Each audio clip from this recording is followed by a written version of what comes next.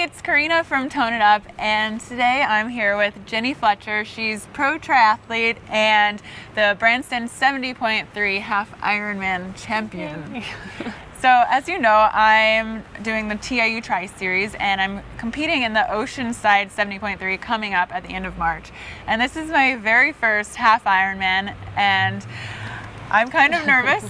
So I called upon Jenny Fletcher because she knows everything that we need to know in terms of race day nutrition, tips for your run, your bike, your swim, and everything.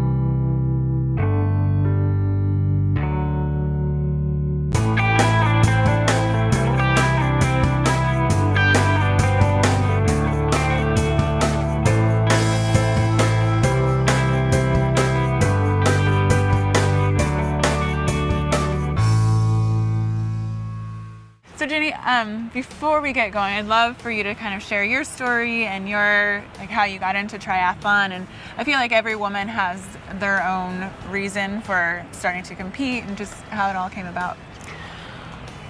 Well, to make a long story short, I grew up a complete tomboy. I was into all sorts of sports, and then I got discovered at 15 to model. And then next thing you know, I was traveling the world, and I did that for a long time. And then there was this part when I was living in New York, I actually signed up for a triathlon, and I was kind of like, I kind of love this. You kind of compare yourself to the pros, and you're like, I'm not that far off. And that's what kind of got me going, is I want to be a professional athlete. So then in 2010, you became pro. Yes. In 2009, I moved here and started training, and with the goal of turning pro the next year. So wow. I literally, congrats to that. I got the bike and joined one of the best coaches in the world, Siri Lindley, and literally, wow, just went for it. Yeah. So I know you've traveled all over the world racing in tons of races, and then your big win was in Branson. How was that? How did that feel? Pretty much my whole dream of wanting to turn pro and kind of having people going like, you're risking so much to pursue a dream, and mostly it was a sense of validation and worth, and to show, not to show everyone, but even myself, that I can do it, and that I wasn't just a model turning pro and just kind of skirting through, that I was training just as hard as everyone and wanted to win just as bad. And it was like, I mean, I crossed the finish line and it was almost like numbness. In a way, I was almost like, I actually did it. I mean, it wasn't a massive race, but it didn't matter. To be able to have that dream of running through the tape and to know, and then once you know what it feels like, it's about the journey and all that fun stuff. But I gotta tell you, it's pretty good to win. Well, then I know last year you had an occurrence that kind of set you back a bit, and can you talk about that experience? Yeah, literally I went from winning that race in September of 2012. It's been like a lot of fighting and learning. In your mind, you're like, oh, I can turn pro and it's going to be easy. But when you go to the longer distances, all of a sudden it's a whole new thing, and nutrition is important. And I was still trying to figure it out a lot of the times. So I'm like ready to have the best year of my life. And in April, I started noticing things. I knew there was, like, I can't explain it, but I knew there was so many things going wrong. There were all these signs. I dialed back the training. I rested more. I just thought I was stressed. To make a long story short, I ended up coughing up blood. But in April, I ended up in emergency room with pulmonary embolism. Had I not probably gone in that day, my doctor doesn't think I would be here. He actually was surprised I was still alive. Do you think that you being an athlete made a difference in that? I'm out there training and pushing my body as hard as I can, and when I look back at it, I'm like, how was I even doing what I was doing? My body was going into shutdown mode, and yet I'm still out there training. And I think he says I'm still alive because I had a strong heart and lungs. And when I would be training, I'd be like breathing so hard, and easy would feel hard, and everything started feeling hard. And I was going like, what's wrong with me? I must be just, I shouldn't be pro anymore. Like, you know, all those things you start questioning. And the moment I found out, in a way, what was wrong with me, it was almost like I had a sigh of relief, and I felt like all the stress and all the anxiety, and I just kind of checked out of life for a while. The good thing is Jenny is back. She's still here, and she's back, and she's training again, and will be doing the Oceanside 70.3. I'm planning on it. Well, so we'll do it. No, it's her first race back. She's just doing it to get back into it. So if there's any Tone It Up gals out there at the race or watching, make sure you wave to Jenny and cheer Lots her of on. cheering. It helps. Yeah. A lot of you have been asking for tips on training for a triathlon and actual race day. So Jenny is here to fill us in because, like I said, this is the first time I've ever done a 70.3, and I especially am interested in the nutrition aspect of that. But even going way back, I remember when the first race that I did, it was the most intimidating part for me was the actual start. Your adrenaline is just going, you're about to jump in the ocean, and for me it's just hard to even like focus and breathe. Did you have that same effect, or how do you suggest people overcome that? I'm not sure if that ever leaves. Some people before a race, they're thinking about it, they're strategizing all this. I kind of shut off and I'm like trying to make myself just think I'm in a normal day. But the moment I get to the transition and start setting up, I can't not have the anxiety, because half of it's just the unknown, but just also the excitement combined with the unknown. It's almost impossible to relax your nerves. You kind of, I mean, especially if it's your first triathlon, you're gonna have it. By the second or third race, I started doing a lot more yoga and learning how to breathe. Everyone has a routine. A lot of people have music on. You're in your zone. You're just trying to just be calm. You set things up, and then we usually either jump in the water and do a swim or actually do some runs with little pickups and sprints. And it depends on the water temp. I won't get in a cold swim and do much of a warm-up if I know that I'm gonna have to wait a long time after. Thankfully for the pros, we go off first, so we literally get in, we come back, and we're starting. You guys get in and you have to come back and wait. The last thing you wanna do is get cold before you're starting a race. I mean, that's another question. So when training, how often do you think someone should actually do an ocean swim versus a pool swim? Because I pretty much only do pool swims because that ocean back there, I don't like to swim by myself in it. It's really important to know how to open water swim, because you need to learn how to go out into the waves and come back. There's actual group swims, because I'm like you, I will not go out to the ocean by myself. Put on your wetsuit, grab a few friends even, or a couple people that are doing it, and just go out and practice. I know that's something Bobby over there has been trying to get me to do, is get in the ocean with him. He'll actually go, because he's doing the same race with me, and he's good about going to the ocean, but I'm Well, it's cold. Yeah. Well, pools are cold too, but now I'm sounding like a girl. There is a bit of a girl in me. You know, I'm supposed to be a tough athlete, but yeah. So after the big swim is the bike. What is your biggest tip for a successful bike ride on race day? My biggest tip for a successful race on race day is nutrition. And a lot of people, you get on the bike and either you're feeling good or not feeling good regardless. It's very essential to make sure you're constantly giving your body nutrition. Most important is what you train with is what you race with. A lot of people make the mistake of, I'm racing and now I need to do this and this and this. Your body's going to tell you what it is okay with and what it's not okay with, but I sometimes just will take the actual gels and put them into my water and mix it in so that I'm not having to, just depends on what you're comfortable with, and everyone's got their own nutrition strategies, but you have to be intaking all the time. Let's actually back up there and actually talk about nutrition. Like, what would you take in on the morning of race day?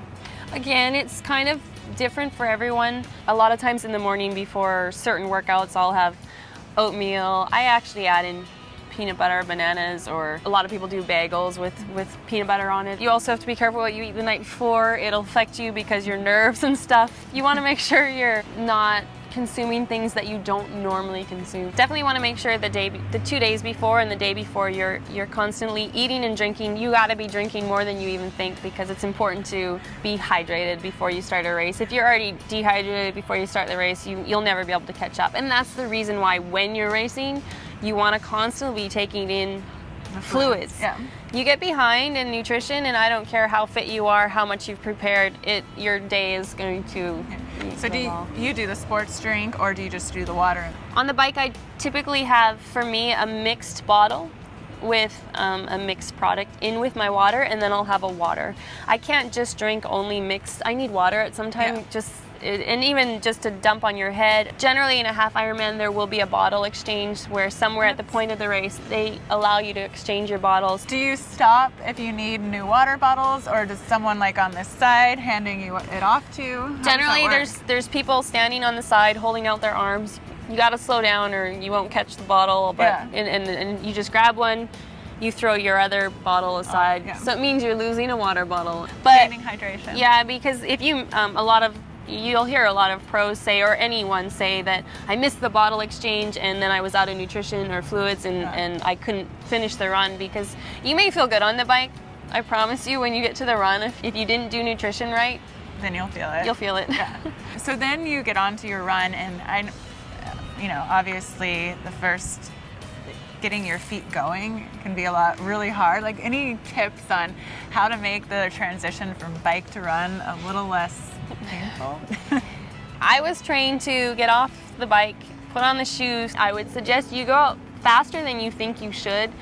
The first 1 to 3 miles is generally your legs feel like rubber and you can't really feel them, which I suggest use it to your advantage, meaning you're not feeling anything anyway. So you're going to be breathing hard and you're going to feel like, why am I running so hard? But you actually settle into it, and then you get into this rhythm. And if I start out of a transition shuffling, it's so hard to pick it up. So like, you get out of the transition and you run like you have 200 meters to go. Tell yourself, I'm only running for 1 mile. I mean, tell yourself, mind over matter, that I'm going to settle in. Same thing when you go from the swim to bike and you get on your bike and everything's screaming at you, and just tell yourself you're going to get through it. Your body always works into it, and then you'll settle down and then you get into a rhythm. That's when your training comes in. Good tip. I'm going to do Run that. like someone's chasing you. All right, so I've seen some cyclists who pedal really high, like fast at a low gear, or really slow at a high gear. What do you suggest in terms of like saving your legs during your race, or even if it's different, do you train differently cycling than race day, which I'd assume not, but.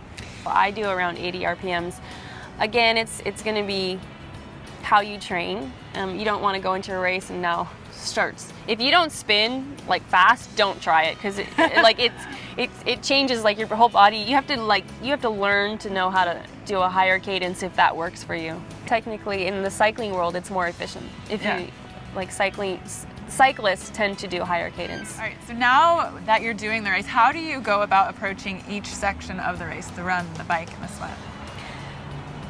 So I used to be someone who would always think of the whole thing and you get overwhelmed, which a half Ironman is overwhelming. So I have to break it down into, I'm doing the swim, I'm going to focus on the swim. When you're out there swimming, don't be thinking about the bike or the run, and just be in that moment and just think of the swim, focus on sighting, and then get out of the swim, and then you do your transition as quickly as you can, and you get on the bike, and the same thing, I'm focusing on the bike. Now the bike is 56 miles, it's no joke.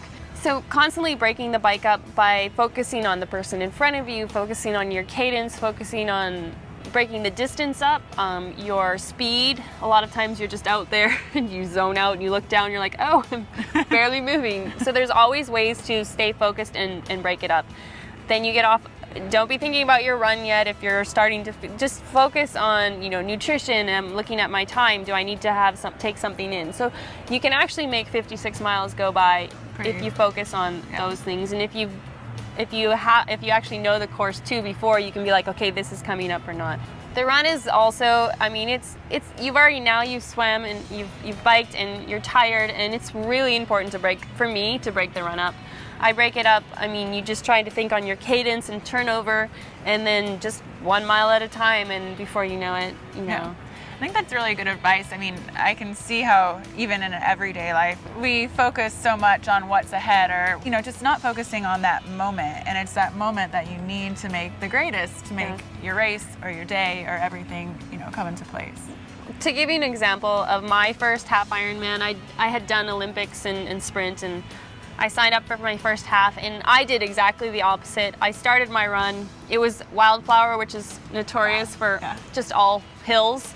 And I literally got to probably, I don't know if it was a mile 3 or 4 or kilometer 4, and all I saw was a hill, and all I thought was how far I had to go and how hard it was. And I literally I actually stopped, and I was like, oh my goodness. And I literally defeated myself. So you have to always stay in the moment. If you can always work through it. I was trained also by my coach. There's always another level. You always will get through it. You just have to keep basically just to run up that hill. Going, and there's a finish line eventually. Yeah. Oh, that's great. One last question for me. You're done with the race. how do you recover? I usually finish a race, and because of how hard I've worked, I can't eat anything for a while.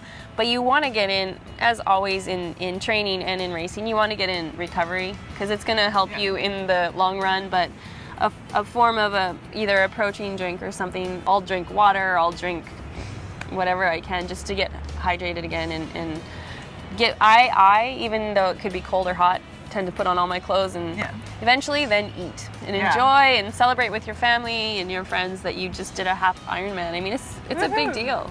It's huge for everyone that's done it, and I look up to you for everything that you've accomplished, and I'm frightened, but I am happy that you're here to help me and us with all these tips for race day so that everybody can go in and be more confident. Yes. And make sure you follow Jenny on Instagram and Twitter at JenFletchTry, and we'll put all the info in the post as well. Thanks.